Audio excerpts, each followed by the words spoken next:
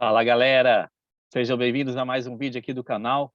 Esse, na verdade, é o vídeo 3 sobre o Apocalipse. Então, se você gosta desse assunto, se você gosta de comentar, de aprender sobre as coisas do Evangelho, sobre principalmente o que a gente está vendo aqui sobre o Apocalipse, esse é o seu canal, tá bom? Dá uma curtida aí embaixo, se inscreve no canal para você ficar por dentro de todos os lançamentos aí, beleza? Para a gente dar uma relembrada, na verdade, no último vídeo, a gente teve a chance de falar um pouquinho sobre os 7 selos. Não sei se todo mundo lembra disso, né? Mas só para a gente dar uma recapitulada, eu vou compartilhar uma página com vocês, e nessa página a gente tem algumas coisinhas aqui relacionadas a esses 7 selos. E eu acho isso aqui bem interessante, na verdade, esse é um gráfico até do manual do seminário. E nesse manual do seminário a gente tem ah, alguns gráficos, né, algumas coisas mais simplificadas para que a gente possa compreender um pouquinho melhor como funciona o Apocalipse. E aqui, logo de cara, a gente tem um gráfico aqui relacionado aos 7 selos. Então, só para a gente dar uma resumida muito rápida assim, sobre o que a gente comentou na aula passada, no encontro passado, né? Só lembrando, a gente teve o período relacionado à guerra no céu, né? Nós temos ali 6 versículos só sobre essa questão de guerra no céu, está lá em Apocalipse 12, a gente vai falar um pouquinho dele depois. E aí começa a questão dos selos, né? Por exemplo, do primeiro ao quinto selo é dividido em 11 versículos, ou seja, de Apocalipse 6, versículo 1 ao 11. Então a gente tem ali 11 versículos para falar do primeiro ao quinto selo. Sexto selo, a gente tem 14 versículos. A gente tem aquela época ali de Apocalipse 6, né, do versículo 12 até capítulo 7, versículo 8. E aí a gente tem a abertura do sétimo selo, e até a segunda vinda de Jesus Cristo. Se a gente for pegar todos esses versículos, a gente tem um total aí de 211 versículos, ou seja, englobando ali Apocalipse 8 até o capítulo 19 de Apocalipse, só para a gente ter uma ideia. A gente tem, então, o milênio e o julgamento final, a gente tem 15 versículos englobando ali Apocalipse 20. E a Terra torna-se um reino celestial. A gente tem ali 33 versículos falando disso, lá no final do Apocalipse, Apocalipse 21. O que eu queria chamar a atenção da gente aqui é especificamente sobre a abertura do sétimo selo, até a segunda vinda de Jesus Cristo. Perceberam que a gente tem 211 versículos falando disso? Então, a grande importância que o Senhor dá relacionada ao sétimo selo, né? Esse sétimo selo, ele era relacionado especificamente aos nossos tempos, aos últimos dias, a Terra em preparação para a segunda vinda. Então, na verdade, o que a gente estava falando sobre os selos no encontro passado é basicamente uma introdução para que a gente possa falar sobre os últimos dias. O que vai acontecer nos últimos dias? Então, tudo que a gente vai estar falando de Apocalipse 8 até Apocalipse 19 engloba essa questão relacionada ao sétimo selo, a abertura do sétimo selo, ou seja, sobre o período antes da segunda vinda de Jesus Cristo ali, tá? O período que a gente está vivendo hoje em dia, na verdade. E para comentar um pouquinho sobre isso, a gente vai ler lá em Apocalipse 8, começa a apresentar algumas coisas aqui. Vamos ver aqui, rapidinho. Lá no capítulo 8 fala, e havendo aberto o sétimo selo, fez silêncio no céu quase por meia hora. Irmãos, essa questão de meia hora é simbólica, né? Não se sabe especificamente quanto tempo isso daqui, mas isso aqui pode ser 20 anos, pode ser 21 anos, né? Pode ser 22 ou mais até. Então, não tem uma determinada limitação de tempo aqui para dizer, isso aconteceu realmente em 30 minutos, como meia hora, né? E vi os 7 anjos que estavam diante de Deus, e foram-lhes dadas 7 trombetas. Trombeta, quando a gente pensa numa trombeta, na verdade, é para chamar a atenção das pessoas. Por exemplo, antes de alguns soldados invadirem um local, né, naquela época, ou na época da Idade Média, por exemplo, eles soavam as trombetas, né, para dizer que eles estavam entrando na cidade, ou eles estavam começando a atacar. As trombetas também eram em referência à chegada dos reis, né? Então, quando um rei estava chegando numa cidade, era tocado uma trombeta. Então, foram dadas 7 trombetas. Na verdade, isso aqui foi uma simbologia mostrando que foi dada uma chance dele chamar a atenção antes da vinda de Jesus Cristo. Então, foi dado para esses anjos, né, para esses 7 anjos, a oportunidade de chamar a atenção da terra para que houvesse essa atenção voltada para o que estava para acontecer, que era exatamente a segunda vinda de Cristo. E aí ele começa a descrever aqui sobre as trombetas que eles vieram a tocar. E para cada trombeta que foi tocada, houve alguns sinais que aconteceram. Então vamos dar uma olhada na primeira trombeta que foi tocada. E essa primeira trombeta, ela se encontra lá em Apocalipse 8, versículo 7. E fala assim: "E o primeiro anjo tocou a sua trombeta, e houve saraiva e fogo misturado com sangue, e foram lançados na terra, que foi queimada na sua terça parte. Queimou-se a terra parte das árvores, e toda a erva verde foi queimada." Olha como que começa então a questão meio que da destruição da terra, né? O que a gente precisa compreender é que a terra, para ela poder ser celestializada, né, para ela poder se tornar um lar celestial, que é o que vai acontecer durante a segunda vinda, a preparação do milênio e tudo mais, para que isso possa acontecer, a terra ela tem que passar por uma morte física. Então, essa morte física vai acontecer por ocasião da segunda vinda de Cristo, tá? Então, aqui nesse versículo começa a falar de algumas coisas que vão atacar exatamente a parte da natureza. E olha lá o que fala, né, como consequência do que aconteceu. Foi queimada a sua terça parte, queimou-se a terça parte das árvores, e toda a erva verde foi queimada. Olha como sério que é isso, né? Se a gente for pensar hoje em dia o que está acontecendo com a natureza, o que está acontecendo com o meio ambiente, a gente está vendo isso acontecer, na verdade, né? Lembrando que essas trombetas, elas não iriam acontecer num momento só, elas acontecem em períodos, né? E esses acontecimentos vão surgindo e aparecendo e sendo cancelados ou não, mas eles vão acontecendo. Então, a gente está vendo isso acontecer hoje em dia, né? A natureza está sendo destruída, a terra em si está sendo destruída. Quando a segunda trombeta foi tocada, lá no versículo 8 a 9, falou o seguinte: "E o segundo anjo tocou a trombeta, e foi lançada no mar uma coisa como um grande monte, ardendo em fogo, e tornou-se em sangue a terça parte do mar. E morreu a terça parte das criaturas que tinham vida no mar, e perdeu-se a terra parte dos naus." A gente viu lá na primeira trombeta, né, que a terça parte da terra, a natureza, foi destruída. E agora a gente viu que o mar, né, lá dentro do mar, a terça parte das criaturas que estavam ali dentro foram destruídas, foram mortas também.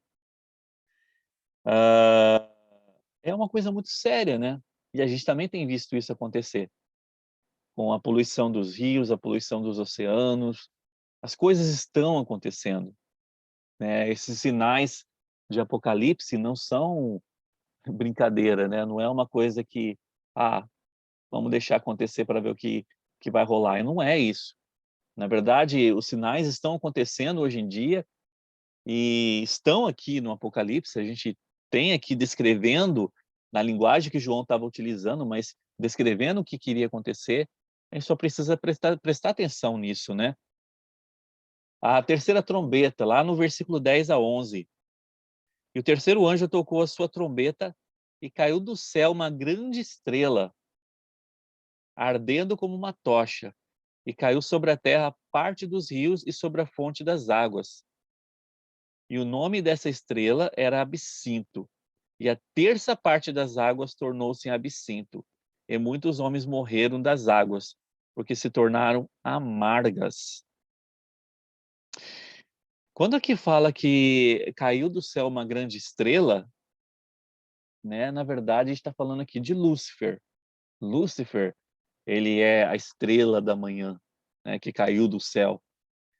E quando ele fala, e o nome da estrela era Absinto, é porque absinto, na verdade, era uma erva muito amarga.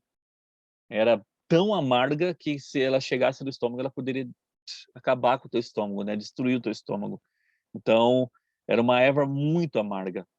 Então, o nome que foi dado a essa estrela que caiu, um dos nomes, foi exatamente o nome de absinto. Aqui no livro do Instituto tem uma coisa interessante sobre isso. E ele fala o seguinte: João nos ensina que esse é o anjo do poço do abismo. Ele menciona seu nome tanto em hebreu como em grego. E essas palavras, tanto numa língua como em outra, significam destruir ou destruição. Então, além desses nomes que a gente viu aqui, que Lúcifer recebe, ele também recebe os nomes de o Destruidor, um título bastante apropriado para Satanás. Existe ainda uma outra palavra que se relaciona a esses dois nomes, que são títulos dados a ele. Essa palavra é perdição, e significa completa perda ou destruição. É uma coisa muito séria quando a gente está falando sobre isso, né? Na verdade, nós estamos vivendo numa época em que o poder de Lúcifer está aqui, né? A Terra, hoje em dia, infelizmente, ela está sob a influência de Lúcifer o tempo todo, né? Desse ser da estrela da manhã, né? De Satanás. Uh, Todos aqueles que seguem os caminhos malignos de Satanás sofrerão a morte espiritual. Então, quando fala aqui que os homens que beberam dessa água que foi contaminada pelo absinto, eles foram contaminados, né? Como fala aqui, cadê? E muitos homens morreram das águas porque se tornaram amargas.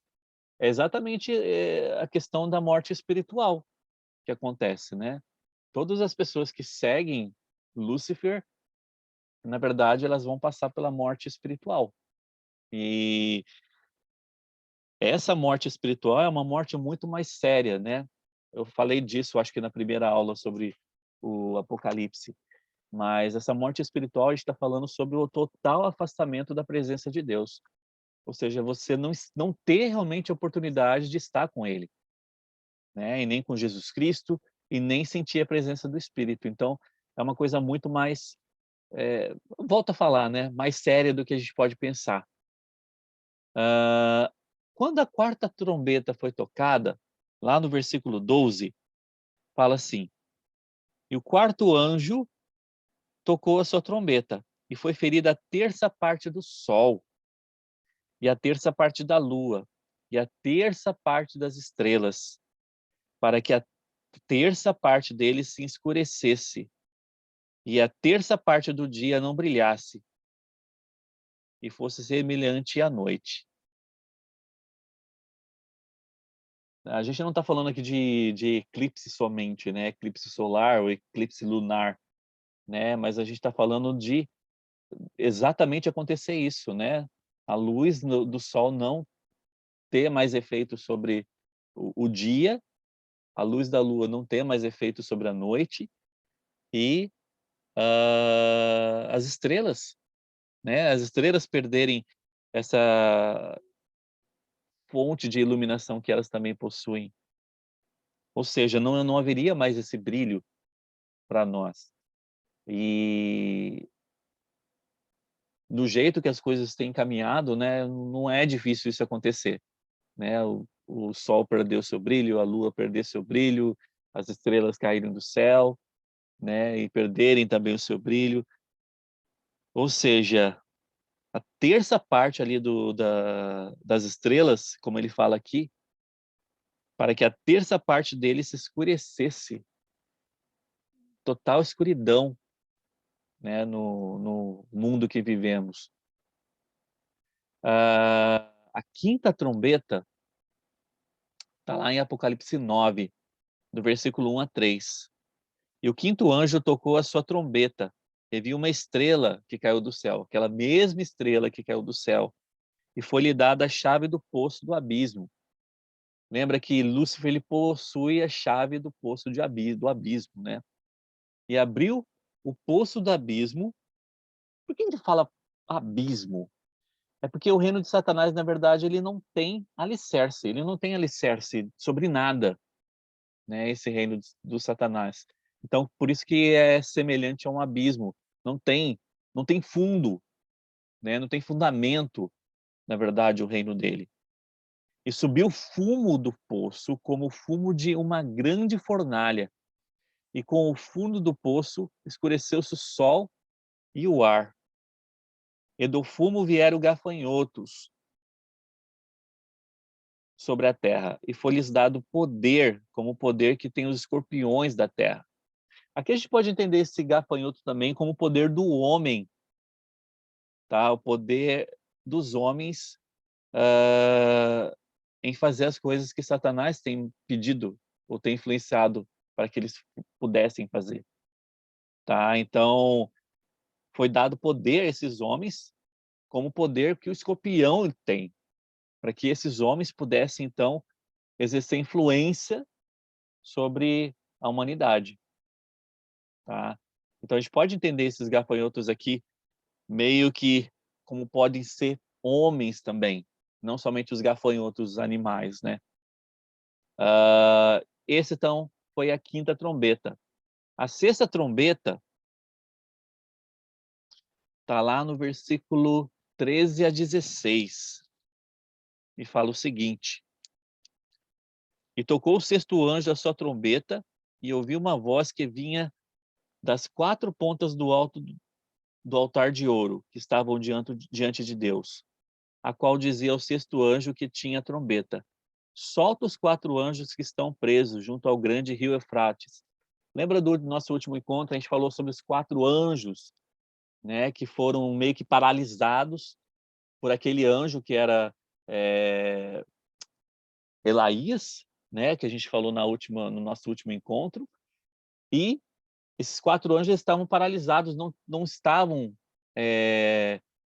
Eles tinham deixado aquela ideia um pouco em stand-by, né, em pausa ali, de destruir a Terra, de destruir as partes da Terra. Até que a sexta trombeta foi tocada. Quando essa sexta trombeta foi tocada, esses anjos aí que estavam meio que adormecidos acordaram, né, para o que estava acontecendo, e foram chamados então para poder espalhar a destruição ali. E foram soltos os quatro anjos que estavam preparados para a hora e dia, e mês e ano, a fim de matarem a terça parte dos homens. Sério isso, né, galera? Uh, Na verdade, isso daqui foi feito em relação à questão das guerras, né? As guerras foram liberadas aqui para acontecerem, né? Então, na verdade, muitos soldados estavam envolvidos nessas guerras. Como ele falou aqui, ele viu a terça parte dos homens ser destruída nesse tipo de batalha. Lá no versículo 16 fala assim: E o número dos exércitos dos cavaleiros era de 200 milhões, e eu vi o número deles. Lá no versículo 18: Por essas três pragas foi morta a terça parte dos homens, isto é, pelo fogo, pelo fumo e pelo enxofre, que saía das suas bocas. Na verdade, eles não tinham como descrever, João não tinha como descrever, por exemplo, armaduras de guerra que nós temos hoje, ou os caminhões de guerra, ou os tanques de guerra que nós temos hoje, né? Então ele usa essa linguagem figurativa, e ele fala, né, que foi morta pelo fogo, pelo fumo e pelo enxofre que saía das suas bocas, né, saía das bocas desses leões que ele fala aqui, né? Ele começa a descrever esses tanques, esses instrumentos de guerra, né? Ele fala o seguinte, ele fala que esses tanques eles tinham couraças de fogo e de jacinto e de enxofre, e as cabeças dos cavalos eram como cabeças de leões, e de suas bocas saía fogo, e fumo, e enxofre. É basicamente a questão de guerra, né, que ele está falando aqui. Quando a sexta trombeta foi tocada, liberou-se exatamente aqueles 4 anjos para que as guerras fossem espalhadas sobre a terra. Aqui no manual do Instituto fala o seguinte: durante esse período particular da guerra e desolação, as forças malignas serão dirigidas contra todos os homens, exceto os que houverem sido selados para a vida eterna, pois somente eles serão preservados em Sião. As pragas e tormentos dessa época afligirão os homens de tal maneira que eles preferirão a morte a continuar a padecer. Nas imagens proféticas que João usa nessas passagens, ele procura descrever uma guerra em que existem armas e circunstâncias completamente estranhas ao povo de sua própria época. Lembrando que ele estava descrevendo para as pessoas que estavam vivendo naquela época. Como que ele poderia descrever, por exemplo, um tanque de guerra de uma forma que eles pudessem entender? A gente olhando isso hoje é meio que absurdo o que está sendo descrito ali por ele, né?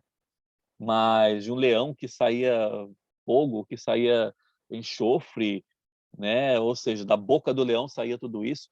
É meio que, nossa, uma coisa exagerada de pensar sobre isso. Mas para as pessoas daquela época, para eles entenderem a seriedade que seria a questão da abertura do sexto selo, ele teve que descrever dessa forma. O profeta Joel, que foi sujeito à mesma limitação de habilidade descritiva, tentou relatar essas mesmas cenas com as seguintes palavras. Está lá em Joel, na Bíblia também. Joel, capítulo 2, versículo de 1 a 11.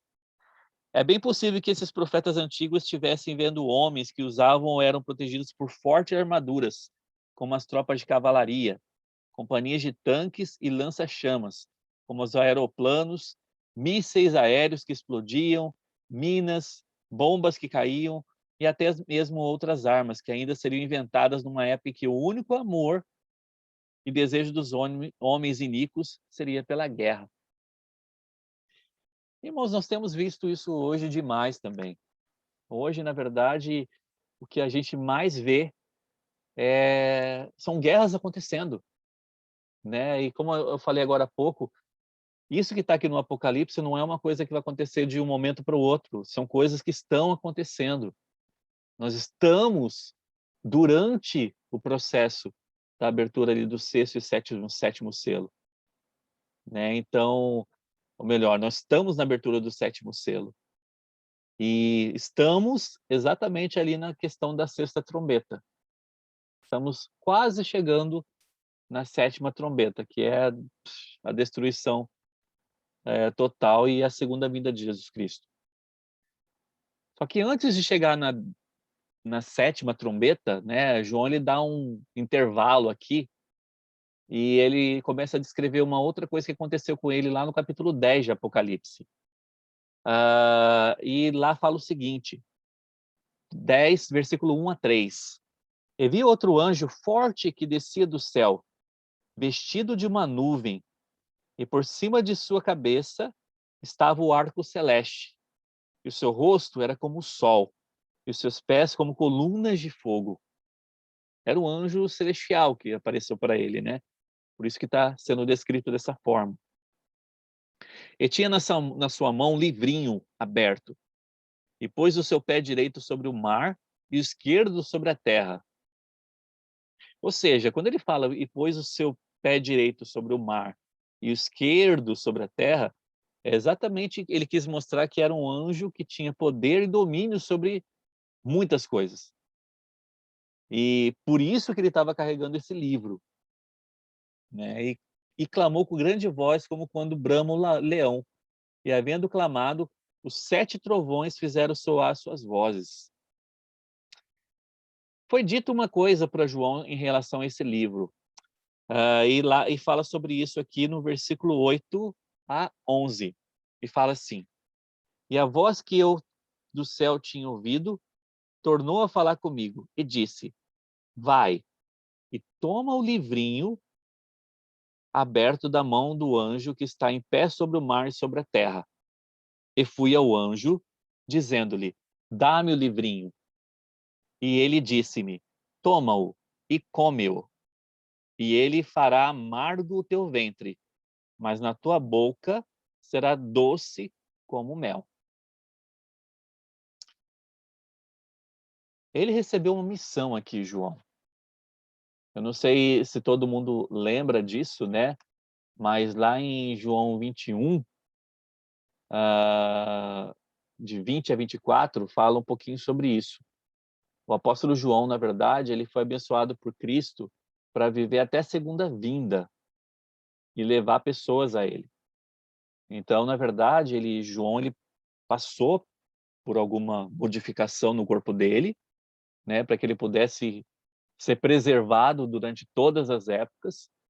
E a principal missão de João, de acordo com essa daqui, seria exatamente a questão de ajudar na coligação de Israel, né? E quando fala aqui que esse trabalho seria amargo no teu ventre, muitas pessoas iriam rejeitar o evangelho. Então, essa rejeição do evangelho, que seria o que o apóstolo João teria que levar para o mundo, que faria com que se tornasse amargo aquilo. Embora seja amargo, ele fala que na tua boca será doce como mel. É o poder que o evangelho ele tem. Aqui no manual é falado o seguinte sobre ele. Ele ganhou uma missão e uma ordenança para reunir as tribos de Israel. Como eu falei, né? Para ajudar na coligação de Israel. Ele disse também numa conferência da igreja realizada em junho. Isso foi falado por Joseph Smith, no caso. João o Revelador se encontrava entre as 10 tribos de Israel, que haviam sido levadas cativas por Salmanasar, rei da Síria, preparando-os para retornarem de sua longa dispersão. Então, e esse versículo é bem interessante, né? Porque ele mostra esse tipo de missão que foi dada para ele. Foi dada a missão de coligar, né? De trazer de volta as tribos de Israel que estão perdidas. E ele fala aqui, ele continua, né, no versículo 10. E tomei o livrinho da mão do anjo e comi-o, e na minha boca era doce como mel. E havendo comido, o meu ventre ficou amargo. E ele disse-me: Importa que profetizes outra vez a muitos povos e nações e línguas e reis. Olha o convite, ou melhor, o mandamento que foi dado pelo Senhor para João aqui. Importa que profetize outra vez a muitos povos e nações e línguas e reis. Na verdade, um dos papéis de João seria de ser um Elaías, seria de ser um Elias também, né? Porque, na verdade, ele cumpre o papel dele de trazer de volta a coligação de Israel. Então, a grande importância de nós entendermos por que João ele ganhou essa bênção, né, de continuar vivo até a segunda vinda. E saber tudo o que queria acontecer com ele, na verdade, seria em preparação para que ele pudesse trazer as pessoas de volta ao evangelho. O elder Neil Anderson, ele falou uma coisa bem interessante aqui. E eu vou compartilhar com vocês essa tela. Eu acho legal vocês verem o que ele está dizendo aqui nessa citação. Deixa eu só aumentar a tela aqui.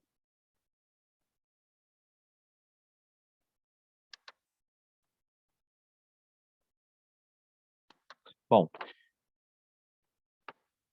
Acho que agora eu consegui aumentar a tela. E fala assim: vivemos, irmãos e irmãs, nos dias que precedem a segunda vinda do Senhor, uma época muito antecipada pelos fiéis de todas as eras. Vivemos em dias de guerra e rumores de guerra, dias de desastres naturais, dias em que o mundo está assolado por confusão e tumulto. Mas também vivemos na gloriosa época da restauração, em que o evangelho está sendo levado ao mundo inteiro. A época na qual o Senhor prometeu que levantará um povo puro e os armará com retidão e com poder de Deus. Regozijamo-nos nesses dias e oramos para que sejamos capazes de enfrentar corajosamente nossas dificuldades e incertezas. As dificuldades de alguns são mais graves do que as de outros, mas ninguém está imune. Embora o Senhor nos assegure repetidas vezes que não precisamos temer, manter uma perspectiva clara e ver além desse mundo nem sempre é fácil quando estamos em meio a aprovações. Nossa fé cresce à medida que esperamos o dia glorioso do retorno do Salvador à Terra. O pensamento de sua vinda me aviva a alma. Será de tirar o fôlego. A abrangência e a grandiosidade, a imensidão e a magnificência excederão tudo o que os olhos mortais já viram ou vivenciaram. Vamos nos ajoelhar em reverência e o Senhor fará soar sua voz a todos os confins da terra. Ouvi-la-ão.